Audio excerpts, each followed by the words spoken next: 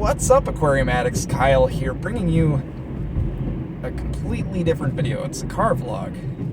Yeah, I promise I won't do too many of these, but I actually just got out of PetSmart. I don't generally go to chain stores for aquarium stuff. I either go online or I would go to a more local place, smaller place, or I would go through Facebook with like a group like the Planet Tank Center or Dirt Aquariums. There's also like Wisconsin Plants and Shrimpers or whatever, something like that.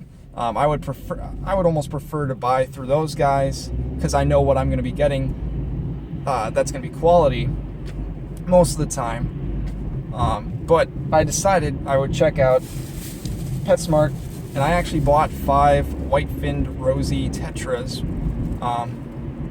We'll see how this works out. Supposedly they're just nice community tetras, so they'll go okay with my shrimp. Hopefully, maybe not. Maybe we'll see about that. I don't necessarily care about the shrimp all that much. I mean, they're cool. Shrimp are cool, but I mean, I don't need a huge shrimp population anyways. They should be fine with the cardinal tetras. I've really only got the 3 cardinal tetras in there right now. And so I guess I could have gotten more cardinal tetras. They didn't have them there. They had neons, but well, let's just forget about neons. I like cardinals better than neons, even if cardinals are slightly harder to keep. But I'm assuming good community fish. They should be nice and peaceful.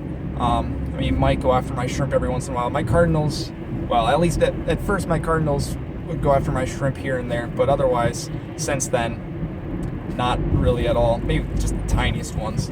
So I'm gonna get these guys acclimated, throw them in. I should really do a quarantine tank, but I don't really have a quarantine tank set up. That's the thing. So I'm gonna have to hope that things turn out. My 10-gallon right now is more of an experimentation type tank. It's not really a show tank. You know, I've got it in my basement. There aren't too many people that are seeing it besides you guys here on YouTube. So I'm just trying to gain experience so that years down the road, when I'm trying to do this on a bigger scale, that I know exactly what I'm doing. I mean, even right now, I know a lot more than last year. I know a lot more than when I started, but there's just so much more for me to learn. I've really only dealt with like fairly easy fish, tetras, and a pleco, and a beta, or betta, or however you want to pronounce that. People are still fighting over that. I've really only kept easy, smaller fish. So to do this on a bigger scale, I, to be honest, would love to have the experience of just a small 10-gallon. They say that bigger tanks are easier to maintain than smaller ones. Well, obviously, because you're dealing with a bigger volume of water, and your parameters aren't going to swing as much when you do water changes. You know, they'll still change if you're doing something wrong, but it'll take much longer for any sort of problems to pop up. So, in theory, taking care of a 10-gallon is harder to take care of than a 100-gallon tank. So, if I would ever make that transition, in theory, it would be easier to take care of a 100-gallon. It's just obviously going to be a lot more costly.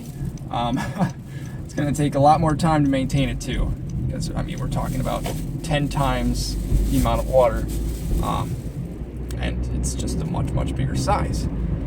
So that's that. I'm going to get these guys acclimated. I'll probably do a video like in a week or so, showing these guys off, assuming that they survive. I mean, that's the whole. It's kind of a toss-up at this point, to be honest. I'm not gonna lie. I have lost a fish or two because they just didn't quite acclimate as I had hoped, which is really a reason why I should get something like a drip system, because that's going to be a little bit better. When you acclimate fish, they don't acclimate in an hour or two, unfortunately. It takes them days, it takes them weeks to really get adjusted to your water parameters, your water conditions, but obviously you don't want to completely shock the fish right away, which is what I'm hoping to avoid every time I bring home fish or shrimp or whatever, that's the whole point of why you're acclimating. It's just so that they're not super shocked right away. I mean, there's going to be a little bit of shock, of course, with whenever you're acclimating anything, because it does take them more than just a day or two to acclimate. But you just got to hope that things turn out in the long run, that they acclimate in the long run, which should be interesting to see if these guys do. And I bought them from a store like PetSmart, so I don't know. I don't know if they're gonna have disease. I don't know if they're gonna have this or that. They were in a little tank that was with a dead fish, so yeah, we'll see what happens. I saw a couple of dead fish there. It was not a pretty sight. Thanks guys for watching. I just thought I'd make a nice quick video here, say hi, show off, or not really show off, they're still in the bag, but just kind of show you guys what's going on. I'm gonna leave it at that, so thanks guys for watching. I'll catch you in the next one.